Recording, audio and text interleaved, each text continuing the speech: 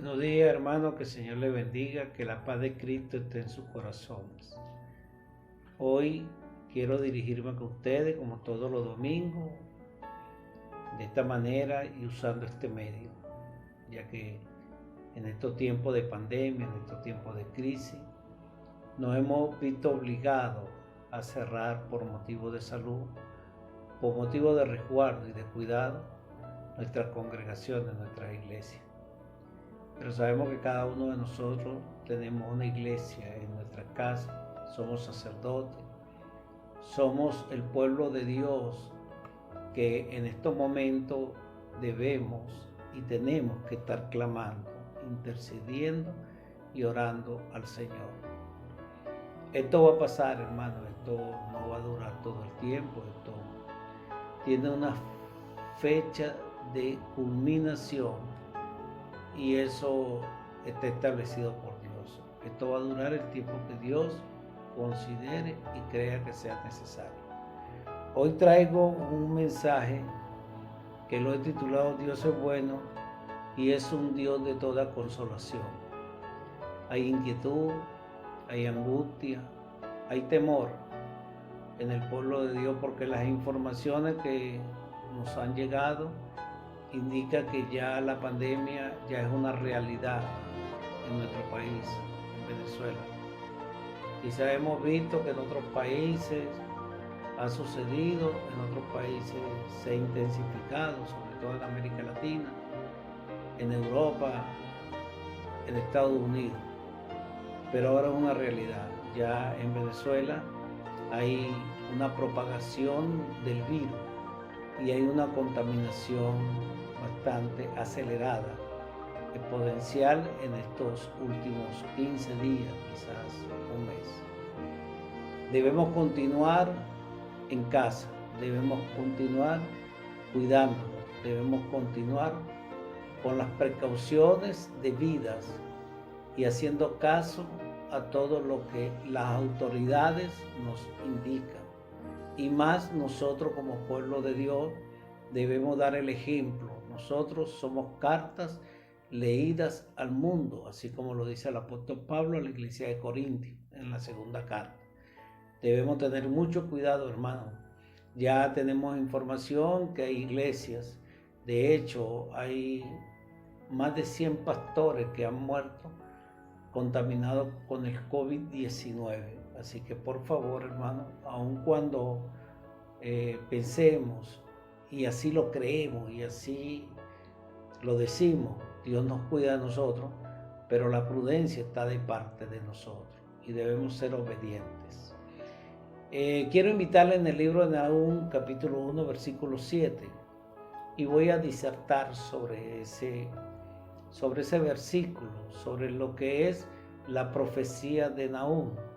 Nahum significa consolación y hoy quiero hablar de la consolación y de la intervención divina de Dios para este tiempo. Así que le invito a ustedes de sus hogares a que abra su Biblia y ubiquémonos en el libro de Nahum, capítulo 1, versículo 7. Voy a leer con la bendición del Padre, del Hijo y de su Santo Espíritu. Jehová es bueno, fortalece en el día de la angustia y conoce a los que en él confían. Ahí vemos que el profeta tenía claro que Dios es bueno. Dios es bueno, hermano. Dios no va a permitir que su pueblo pase. Así como Dios oyó el clamor del pueblo de Israel en el cautiverio en Egipto, igualmente oye hoy el clamor de su iglesia. La iglesia ha estado intercediendo, la iglesia está en oración, la iglesia está en ayuno. La iglesia entiende de que en estos momentos lo único que puede realmente traer paz y seguridad al mundo, y así lo han expresado dignatarios de todas las naciones, es que necesitan o necesitamos una intervención divina de Dios. 612 años antes de Cristo, Dios le dio esta visión al profeta Nahum, porque era inminente era eminente que el pueblo de Nínive se había vuelto nuevamente a la barbarie, se habían olvidado de Dios, habían dado la espalda a Dios. Ellos se cubrían o se hacían de la maldad para oprimir las naciones. Y Dios no deja de ver la maldad del hombre y Dios castiga al hombre por su maldad. Eso lo podemos ver también en Sodoma y Gomorra, cómo Dios castigó la maldad de Sodoma y Gomorra. Se habían prostituido y se habían apartado de Dios. Igualmente con el diluvio. Dice la Biblia que había subido a Dios la maldad del hombre y Dios decidió destruirlo. Igualmente este mensaje de consolación se lo da Dios al pueblo de Israel, especialmente a la nación de Judá, ya que Israel se había prostituido y Dios quería resguardar ese remanente que se había mantenido, que se había sostenido y que no se había apartado de él. Hoy en día también nosotros podemos ver que aunque el mundo se ha desviado, los valores, los principios, todo se ha vuelto un caos. A lo malo le dicen bueno y a lo bueno le dicen malo. Y Dios no tarda su ira contra el pecado. Dios castiga el pecado y eso tenemos que tenerlo en cuenta. Dios había dictaminado que Nínive sería destruido. Para ese entonces mandó a Jonás al pueblo y el pueblo recibió el mensaje y la predicación de Jonás. Pero ya después vemos cómo cambia, cómo se transforma, cómo regresan nuevamente al pecado. Y es ahí donde Nahum trae un mensaje para el pueblo de Nínive. Trae un mensaje en el cual iba el pueblo a entender que Dios no deja o no permite jamás que los pueblos se desvíen del propósito de Dios sin recibir un castigo. Nahum, como se lo dije al principio, Nahum, el nombre representa consolación. La profecía recoge el pasado y se proyecta al futuro.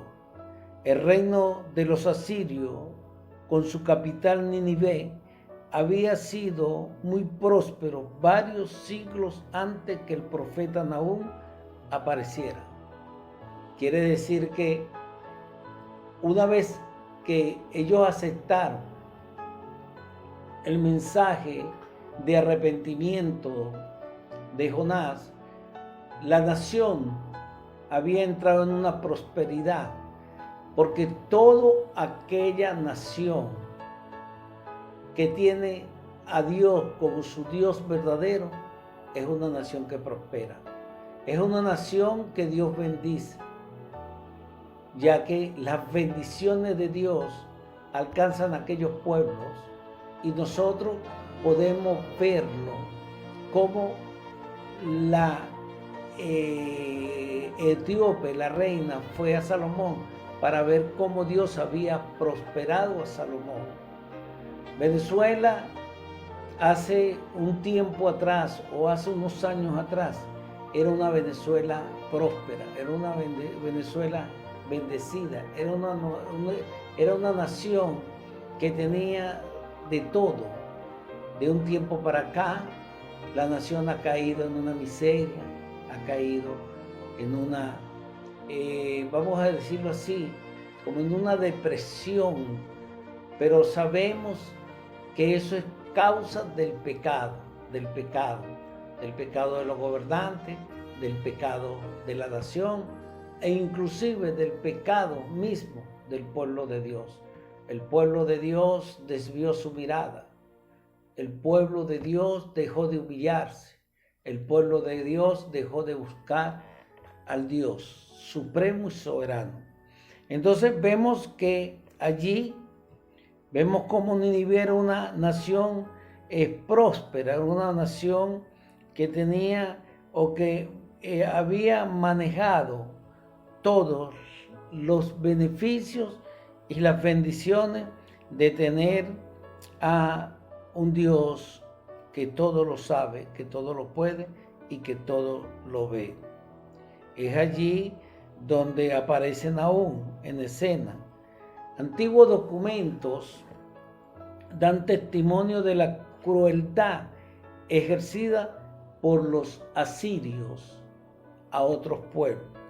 Los reyes asirios se vanagloriaban de la barbarie, celebraban los abusos y torturas de que se hacían víctimas de las naciones conquistadas.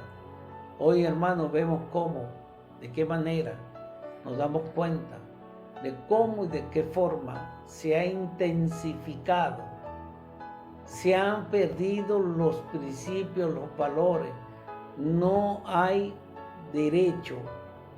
Todo el mundo ha tomado la justicia por sus manos. Son alarmantes las cifras que se hablan, que se dicen, de cómo y de qué manera actúan los gobernantes, de cómo y de qué manera actúan las autoridades, de cómo hay un caos total en nuestro país y en el mundo entero. Y Dios tiene que hacer algo. Dios va a hacer algo. De eso no me queda la menor idea. No me queda ni dejo de pensar en el propósito y en cómo Dios va a hacer y cómo Dios va a actuar. Ahora bien, el orgullo, la crueldad y la idolatría habían vuelto la vida de los ninivitas. Una nación que había aceptado a Dios, una nación que estaba bajo la dirección de Dios, se volteó. La Biblia dice que el que esté firme, mire y no caiga. Una vez que la persona se voltea, la nación se voltea y le da la espalda a Dios, las consecuencias se hacen venir. Ellos significaban o representaban para las naciones el abusar de otros constituye un pecado ante los ojos de Dios. No podemos pensar que todo aquel que abusa del pueblo, maltrata al pueblo, agrede a otros pueblos o permite que sean agredidos a otro pueblo, no podemos pensar ni creer que Dios no va a actuar. Dios es un Dios justo, un Dios de justicia. Y ellos allí, los asirios, abusaban. Y eso no le gusta a Dios, no le agrada a Dios. Asiria construyó un gran imperio, despojando y saqueando a otros. Los imperios nacionales o personales fundados en el engaño, la tiranía, ofenden a Dios y serán juzgados por él. No hay medicina, dice Nahum, no hay medicina que quebrante tu herida, es incurable. Todos los que oigan tu fama batirán las manos sobre ti. ¿Por qué? Sobre quién no pasó continuamente tu maldad. Una vida de impiedad conduce eventualmente al aislamiento, no solo de la gente, sino de Dios. Y eso es lo que hemos visto. Cómo Venezuela en estos tiempos cada vez es más aislada del resto de las naciones. Nos damos cuenta de que eso es consecuencia de no llevar de no tener, de no entender de que hay un Dios al cual debemos temer. No podemos nosotros tomarnos la justicia por nuestras manos. No puede una nación obviar las leyes, los derechos humanos. No puede hacerlo, porque se aísla completamente de la comunidad internacional y a su vez se está aislando de Dios. Los demás se apartarán de nosotros y finalmente Dios se verá obligado a juzgar. Su juicio contra los pecadores queda eclipsado por la misericordia hacia los fieles. Extiende su condenación sobre el orgulloso, el arrogante y el rebelde. Su consuelo el humilde, el devoto y fiel. El libro de Nahum centra su atención en un solo tema: la destrucción o la caída de Nínive. La profecía comprende tres partes principales que corresponden a los tres capítulos del libro. El primero describe la maldad, describe la majestad y el poder de Dios. Cómo este poder obra protegiendo a los justos y juzgando a los impíos. Dios siempre va a resguardar a su iglesia. Dios siempre va a resguardar a sus hijos. Como este poder obra protegiendo a los justos y juzgando a los impíos. Dios nunca se apresura a juzgar. No puede presumirse que se mantenga paciente para siempre. Toda la tierra está en sus manos y aún la naturaleza tiembla cuando Él aparece en la plenitud de su poder. Dios promete restaurar la paz. Dios ha prometido restaurar la paz en Venezuela, restaurar nuevamente ese país que necesitamos y que queremos tener. Un país donde el único gobernante sea Él, donde los gobernantes inclinen su rostro ante Él, como lo están haciendo varios gobernantes a nivel mundial. Hay gobernantes que han entendido que cuando son gobernados por el Dios Altísimo, ellos hacen un buen gobierno, porque así nos los indica la palabra de Dios. Primero, que debemos sujetarnos a toda autoridad establecida por Dios. Dios los estableció para bien o para mal. Eso lo decide el gobernante.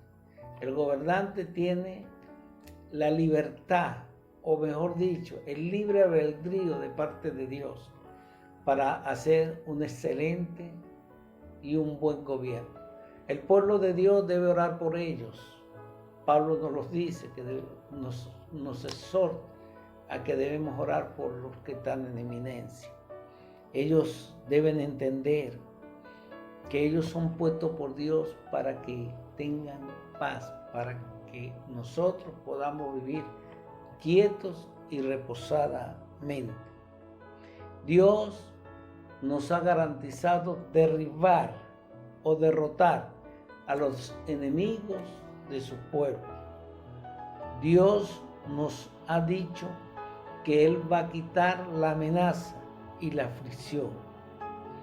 Nahum en esta profecía nos llama a una seria reflexión y advierte contra el sutil pecado de creer que podemos vivir apartados de la voluntad de Dios.